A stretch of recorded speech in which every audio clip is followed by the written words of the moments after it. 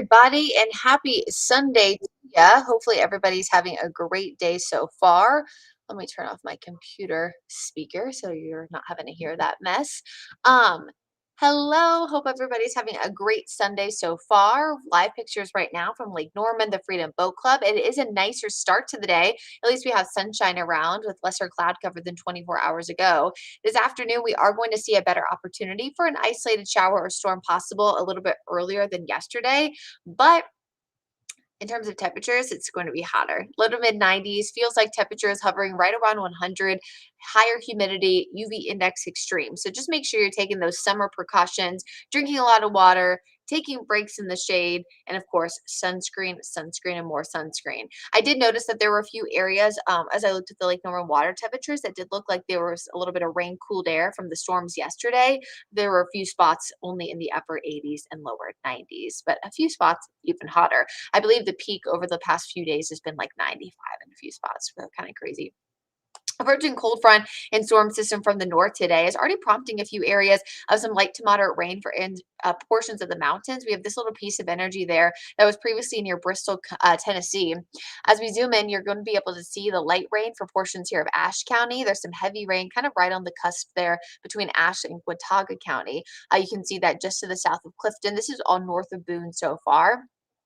So you can expect a few showers and thunderstorms early, but the majority risk here of some strong to severe thunderstorms is still going to be this afternoon as the main line is moving through.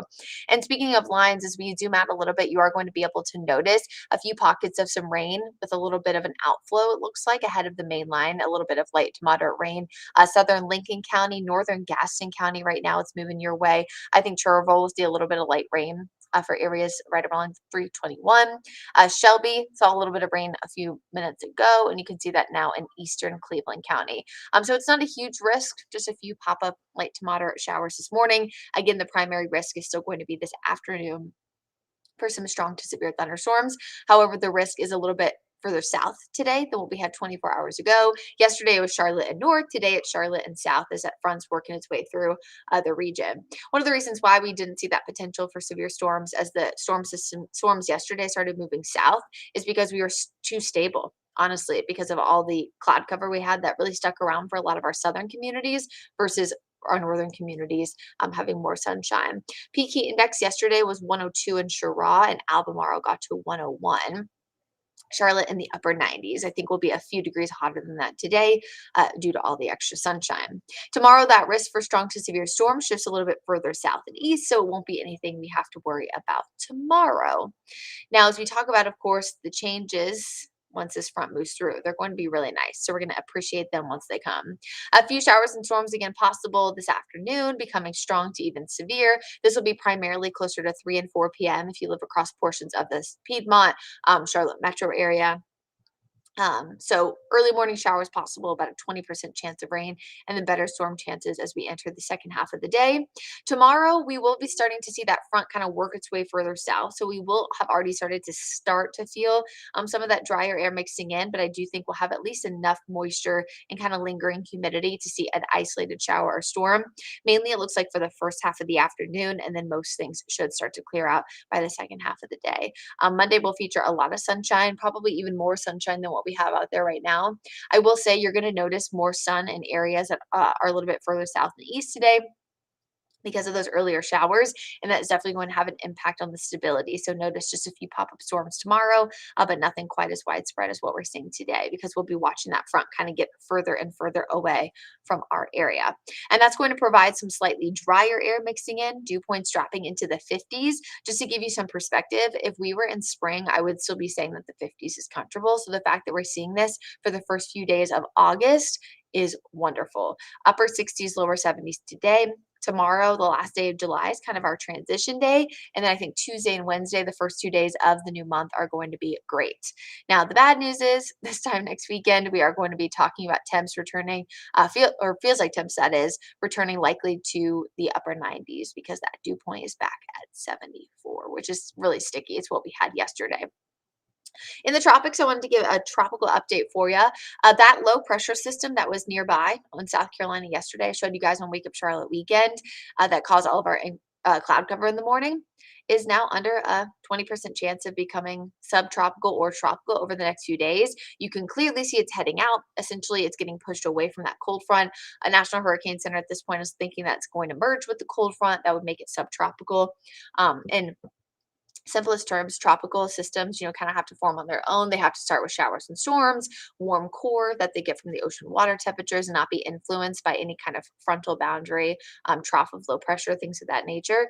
Versus subtropical is kind of a combination of that warm core tropical system and some kind of frontal boundary. So the fact that they're merging means it would be subtropical if it does form.